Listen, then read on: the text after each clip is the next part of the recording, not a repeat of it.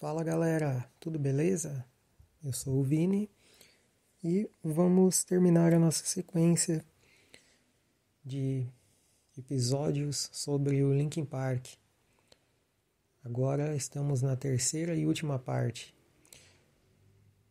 Para quem não acompanhou, essa sequência é para falarmos de bandas que acabaram atingindo um sucesso grande, mas ao mesmo tempo não possuem tantos fãs assim assíduos em todo o mundo. Muitos adoram, obviamente, as bandas que serão abordadas aqui, mas existe uma legião enorme também de pessoas que odeiam. E o Linkin Park entra nesse caso. Bom, agora vamos abordar sobre o Living Things, que é o quinto álbum da banda. Foi lançado em 26 de junho de 2012, também pela Warner Bros., né? Mais uma vez uma parceria com o Rick Rubin, que havia feito os discos anteriores, e a supervisão também do Mike Shinoda, um dos integrantes da banda e cara extremamente criativo na parte de produção. Esse disco, ele tentou pegar um pouco do que eles faziam antigamente, lá no primeiro disco e também no Meteora. E claro, eles voltaram a colocar os sons eletrônicos ali, tentaram dar uma cara diferente para a banda, já que o disco de 2010 foi extremamente renegado por muitos, né? Eles viram que não deu certo a proposta de quererem simplesmente fazer o que deu na telha, o que dava na telha, né? E não deu certo mesmo. Tanto que em 2011, já no meio do ano, o Chester havia dito que eles já estavam compondo um novo disco. Eles sentiram o baque, né? Agora com Living Things, nós podemos ver que é um disco que ele tem uma áurea diferente, né? Ele é, digamos assim, mais animado, ele menos descompromissado com muitos conceitos. A própria faixa Burn It Down, que acabou sendo tocada a exaustão, né? Ela mostra muito do disco. Muita gente que não conhece o disco acaba pegando essa faixa e entendendo um pouco do que eles queriam trazer, né? Castle of Glass também pegou bastante da essência da banda, mas eu acho que a melhor faixa que tem aí é a Lost in the Echo, né? Que é uma faixa que acabou ganhando muita projeção. É aquele tipo de faixa que muitos acabaram curtindo rapidamente, né? E ao mesmo tempo é um disco que para muitos é o último grande álbum da banda, é o último grande lançamento. Então, se formos analisar por esse aspecto apenas, podemos dizer que Living Things é um disco completo se comparado aos primeiros da banda, pelo menos aos 3 primeiros, né? Já em 2014, 2 anos após ele, surgiu o The Hunting Party, que é um disco mais pesado. Eles abandonaram um pouco a veia eletrônica, né? E acabaram ali tentando mudar novamente o som da banda. Eles tiraram o Rick Rubin, né? Que vinha trabalhando com a banda desde o Meteora, lá em 2003. E acabou que o Mike Shinoda e o Brad, o guitarrista, começaram a produzir. Eles, enfim, são caras criativos, né? Acabaram tendo muitas ideias e colocaram tudo isso em prática, né? Esse disco, ele tem uma crítica um pouco, assim, meio complicada, porque ao mesmo tempo que muitos fãs curtiram a banda nessa fase, a crítica ela não achou tão legal por conta de algumas coisas que acabaram rolando com o tempo ali, né? Por exemplo, eles começaram a tocar com bandas pop. Os shows cada vez mais tinham apelos para o lado eletrônico, por mais que o disco não tivesse tanta coisa assim. Eles quiseram realmente trazer uma coisa mais pesada, né?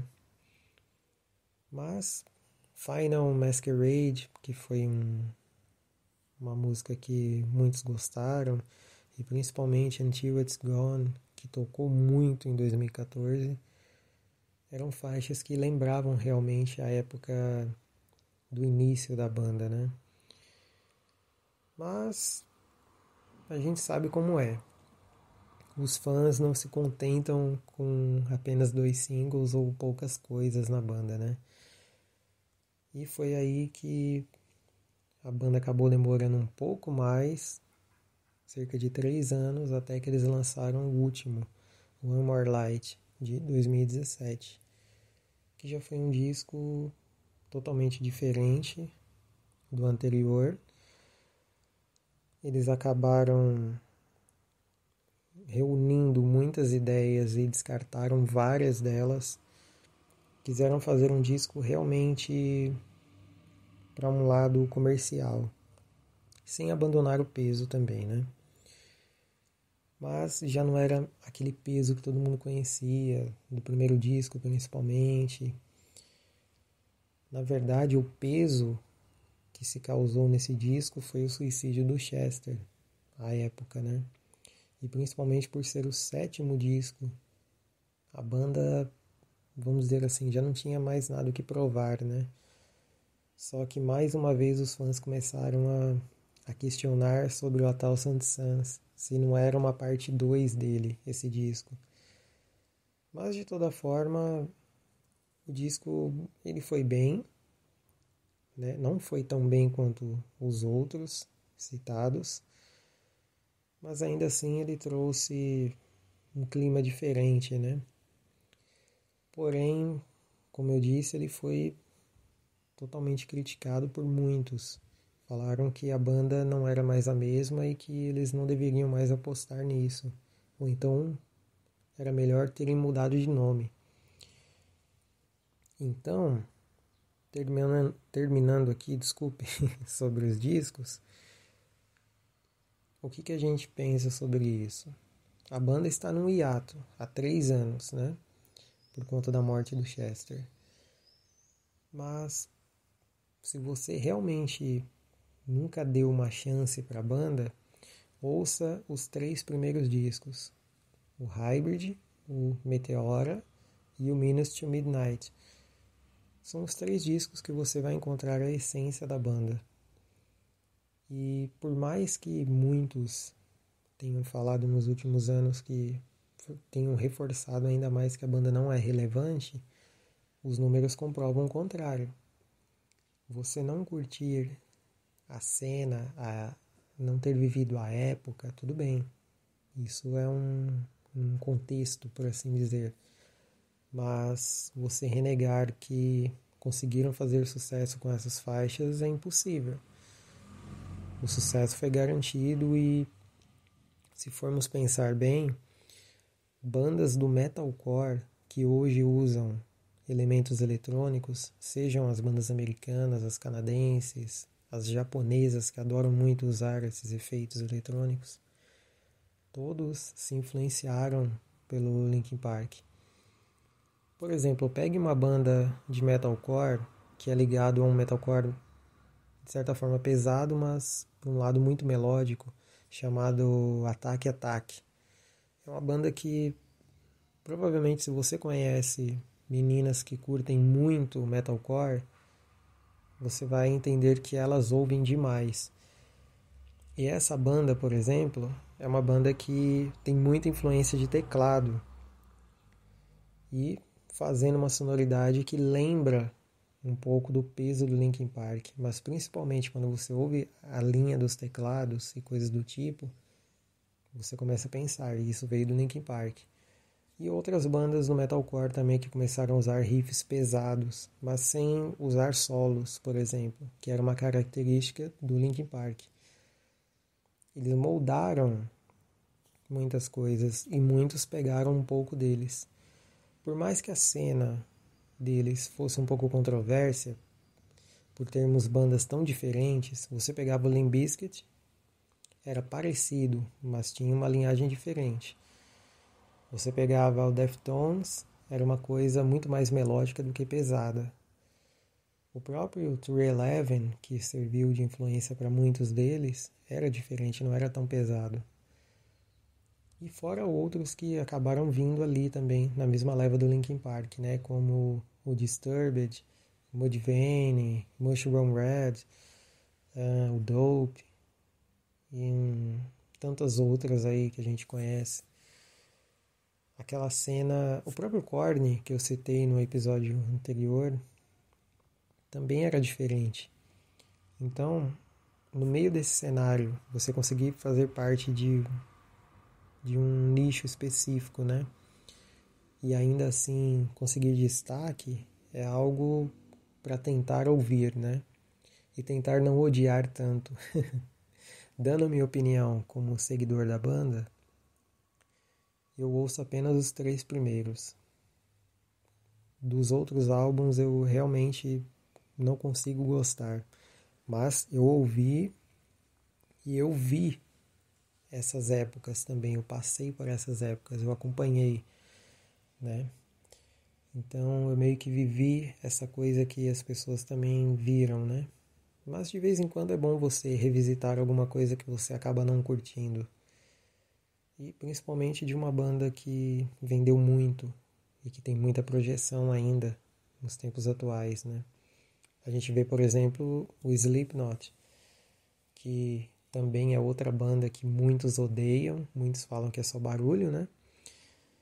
Mas que também tem muita relevância nesse meio e vendeu demais. E ainda vende, na verdade, né?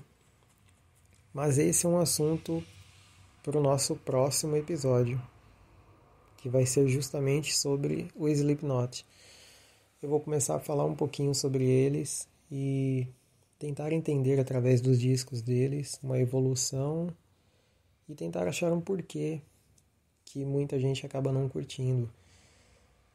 Então eu creio que com esses episódios aqui do Linkin Park, talvez você fique curioso para buscar um pouco da banda, né? E tentar ver o que você consegue tirar de melhor ali. E principalmente, não ligar caso alguma pessoa critique demais o disco ou os músicos. É música. Música, ela atinge várias pessoas.